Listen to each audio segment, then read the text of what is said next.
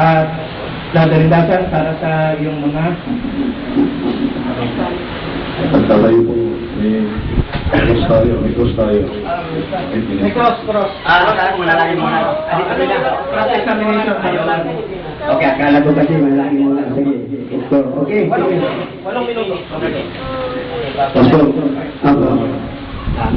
para po sa kaalaman po ng ating mga kapatid ng Muslim na nandito. Kasi hindi sila pamilyar, no? Ilan sa kanila, sa doctrine po, ilan po ba ang Diyos na kinikilala mo at ilan ang Diyos na sinasamba mo? Okay. Ito po yung ating pong paniniwala na mayroon po kami sinasamba. Kasi pag-utos ng Diyos, sinusunod namin. So ilan po? Wala na yung Ama, sinasamba namin. At yung Panginoong Jesus, amin din po sinasamba. So dalawa po ang sinasamba. Ayon sa Biblia kasi, Ilan po yung Diyos na kinikilala nyo? sabi ko nga kanina, ang salitang Diyos, sabi ko kapangyarihan. So, lingin po sa isa, marami po. Napaliwanag ko lang kanina.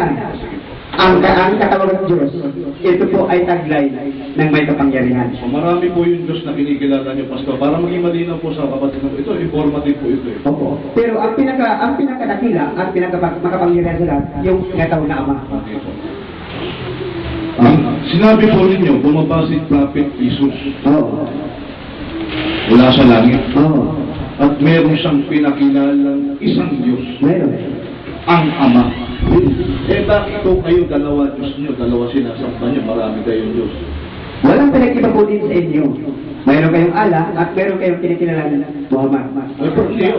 Kayo po, hindi namin sinasamba si Muhammad eh. Okay. Kayo po, sinasamba nyo si Jesus at kinikilala nyo siyang Diyos. Opo. Ang sabi nyo kanina, si Jesus, tularan ninyo. Oo. Kung kinagaya nyo si Jesus, tumusunod kayo kay Prophet Jesus, may pinakilala siyang Diyos, isa yun. Isa lang po ang sinakilala ng Kristo, sabi nyo. Eh bakit po kayo sumasamba sa higit sa isa, kumikilala sa higit sa isang Diyos? Okay. Ito po yung aking paniwalag ano. Si Jesus, isa siyang bahagi sa Diyos. Hindi siya naiba eh. Hindi siya nahiwalay eh. Isa rin siya eh. Bahagi siya eh. Bakit? Siya po yung salita niya. Siya yung salita ng Diyos. Kaya hindi po nahiwalay yung salita. Parang, okay po. Salamat po, Pastor, kasi running time po na tayo. Kasi kanina, ini-emphasize nyo, isa lang ang Diyos eh. Ngayon ho, nagpapaliwanag ko kayo ng iba. Pero Bahagi si Jesus eh. Bahagi. Hindi siya iba. pinasa nyo ang Malakias 2:10. Okay. Opo. Sabi ho doon, may isang Ama ho. Mayroon. Lumalang po sa ating lahat. Mayroon. Isang Diyos. Opo. O, isa pa rin mo Diyos yun eh. Oo. Na lumalang po sa atin eh. Oo. Hindi ba kayo nagugulimahanan?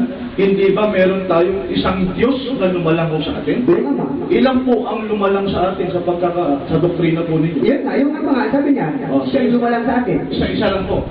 Sabi ko nga siya, ang Ama, isa. Okay. Isa lang po Ama. Pero siya lang ang lumalang. Ayaw mo Biblia. Si Kristo hindi po lumalang.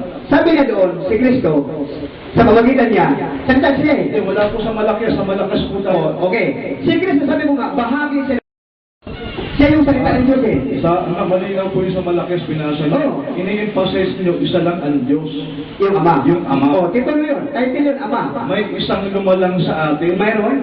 Yung Ama. Oh, saan po si Kristo doon? Sa Malakias 2:10 po kayo bumatay. Sapagkat, sabi ko nga, Isa lang ang Diyos na lumalang sa atin. Ang isa sabi sa lang, Malakias. oo. O di, lumalabas o, kumukontra yung talatang ito sa doktrina nyo. Hindi naman, bakit ka mo ha? Ah, Si Jesus, bahagi siya ng Diyos. Siya yung salita eh. Yung salita, hindi hinawari, yun sa Diyos. sige po, mamaya, ipasas mo yan. Oo, ipasas ko mamaya. Talata po kasi Malakias, malinaw ang sinasabi doon. Okay, O, mamaya, balikan ko yan. Sige. binasa niyo yung 17 test ng unang yun. Okay. Ang sabi ni Kristo, makilala ka, nanalangin si Kristo. Oo. Iisang Diyos na tunay.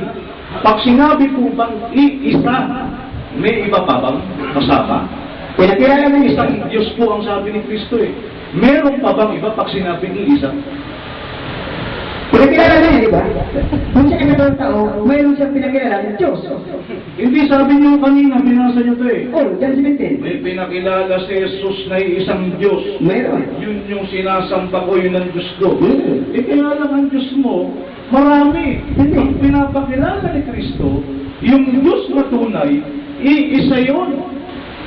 O di ba malinaw na magkasalungat kayo ng talatang pinagbabasa mo Hindi naman para sa doktrina mo? Sapagkat ang aming kinikilala, yung Diyos na pinakilala na si Jesus Christ. Yun ang aming doctrine yun eh. Sige po. Yun. Yung mga talatang binasa nyo kasi nagpapatunay isa Diyos eh. Ngayon, ito. Pinuna mo yung salitang Allah. Sabi nyo, ang pangalan ng Diyos ay Ama. Kaya kapag ang tawag nyo sa Diyos ay Allah, may problema tayo dyan, sabi mo. Ngayon, binasa mo Exodo 3:14. Eh sabi doon, yung Diyos na nagpakilala kay Moises, sabi, ako nga. Okay. Ano bang pangalan ng Diyos? Ama o ako nga?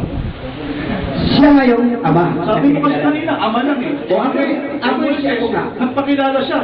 Eh, ako yung Ama. Hindi naman sinabi, ang pangalan ko yung Ama. Ang sabi doon, ako'y siya, ako nga. O di siya ngayong Ama. Ano ho ang pangalan ng Diyos? Ama o ako nga? Siya ngayong Ama. Ako siya, ako nga. Siya ngayong Ama. Hindi, dalawang ako. Ako nga eh. Iba eh.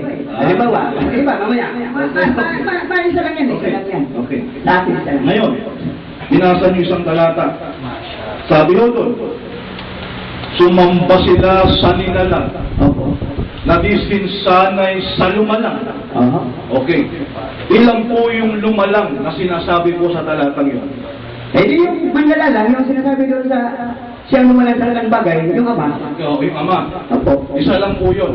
Yun. Dapat sambahin yung isang lumalang. Opo, hindi yung nilalang. Okay, hindi wala na pong ibang sasambahin kundi isang lumalang. Opo. Tama? Oo. Ay, magkasalungat na naman sa sinabi mo kanina. Eh. Bakit? Marami ka sinasamba kanina, sabi mo. Tapos ngayon, isa lang ang sasambahin, yung lumalang. Ano ba talaga ang doktrina mo? Isa lang ang sasambahin, yung lumalang? O sumamba ka sa maraming Diyos? Ito yung aking sagot, ano? Ang aming kasi paniniwala, pag ano sinasabi ng Diyos, sinusunod namin. Inakatangata kasi sa Biblia na si Jesus Christ, sinasambay. Ang Hindi mo nakalagay sa talatang ito, sumamba sa lumalang. Ang sabi niyo, isa lang ang lumalang, yung Ama. Oh. O, sabi, sumamba sa lumalang, yung Ama lang. Yun po ang Kaya aking... kayo, sumasamba kayo, higit pa sa isa. Paano po yan? Paano yung marireconcile yung dalawa? Okay, ito yun ha. Ang ating paksa kasi, babalik tayo sa paksa. Magpapatunay kasi na sino yung tunay na Diyos.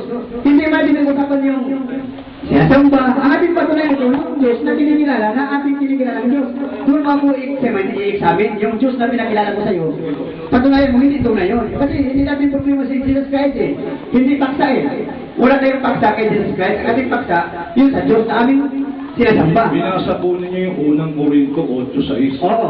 Yung po ay sinulat ni Pablo. O yun po. Ano po ba ang pagkakaunawa niyo? Sa ganang amin, Sa ganang atin, may isang Diyos lamang. may isang Diyos lamang. Oo. Naintindihan niyo po ba yung Opo, salitang oo, lamang? lamang, oo. Opo. Pag sinabi bang lamang, meron pang iba. Walang ibang ama talaga. Isa lang. Hindi ho, may isang Diyos lamang. Oo, lamang. Ang pinag-uusapan doon, sa ganang atin, Oo. may isang Diyos lamang. O sino siya?